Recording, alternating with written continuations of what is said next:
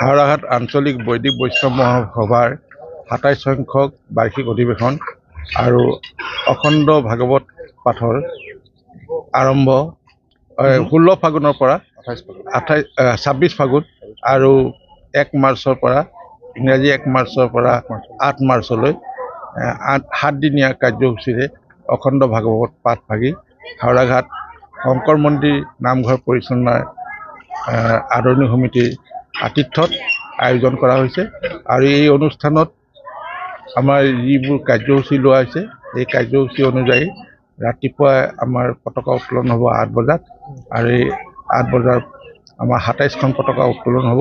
মূল ধ্বজা উত্তোলন কৰিব আঞ্চলিকৰ সভাপতি বুধেশ্বৰ বৰাদেৱে আৰু বাকী ২৬জন আমাৰ গাঁও শাখা আৰু নগৰ শাখাৰ আৰু বিভিন্ন আমাৰ শাখাৰ জিলা পৰ্যায়ত হ'বনে?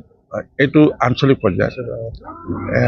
পৰ্যায়ত এই আমি আমন্ত্ৰণ কৰিছোঁ। তেখেতসকলে এই পতাকা উত্তোলন কৰিব।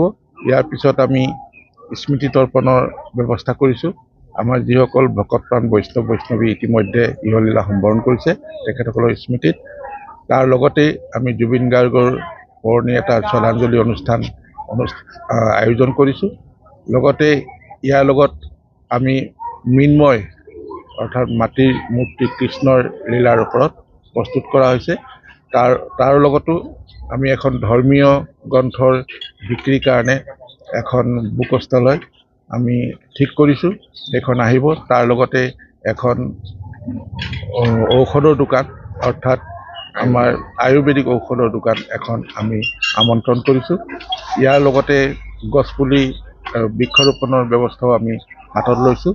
লগতে ভাগৱত বিভিন্ন ঠাইৰ পৰা আমাৰ ইয়াত ১৫টা শাখাই অংশগ্ৰহণ কৰিব জিলাৰ ভিতৰত আৰু এই ১৫টা শাখাৰ পৰা ইয়ালৈ ভাগৱত আহিব। তেওঁলোকক আদৰণি জনোৱা হ'ব আৰু ইয়াত ভাগৱত সংস্থাপন হ'ব। দিনৰ প্ৰায় ১২-১ বজাৰ ভিতৰৰ পৰা ১ মাৰ্চত আৰম্ভ হ'ব পাঠ আৰু ই ৮ তাৰিখে ৰাতিপুৱা সমাপ্ত হ'ব।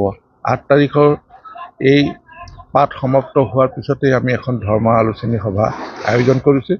এই ধৰ্ম আলোচনী সভাত মুখ্য অতিথি হিচাপে থাকিব অসম বৈদিক বৈষ্ণৱ মহাসভাৰ সম্পাদক আৰু নিৰ্দিষ্ট বক্তা হিচাপে আমি আমন্ত্ৰণ কৰিছোঁ যোৰহাটৰ মাধুৰ্য বৰাদেৱক আৰু লগতে ইয়াত বিশিষ্ট অতিথি আমাৰ অঞ্চলৰ আঞ্চলিকৰ প্ৰাক্তন সভাপতি সম্পাদকসকলক আমি আমন্ত্ৰণ জনাইছোঁ আৰু আশা ৰাখিছোঁ সকলো জাতি বৰ্ণ সম্প্ৰদায়ে এই অনুষ্ঠানত অংশগ্ৰহণ কৰিব আৰু ইয়াৰ মূল উদ্দেশ্য হ'ল এই অনুষ্ঠানটো পতাই মূল উদ্দেশ্য হ'ল যে শ্ৰৱণ কীৰ্তনৰ জৰিয়তে যিটো আধ্যাত্মিক দিশ আমি গুৰুজনাই দি থৈ গৈছে তাৰ ব্যৱস্থা আৰু বিশেষকৈ আমাৰ এই বৃহৎ অঞ্চলটোত এটা শান্তিৰ স্থিতি হয়, আধ্যাত্মিক দিশত যাতে মানুহবোৰ আগবাঢ়ে তাৰ কাৰণে এই অনুষ্ঠানটো আমি আয়োজন কৰিছোঁ।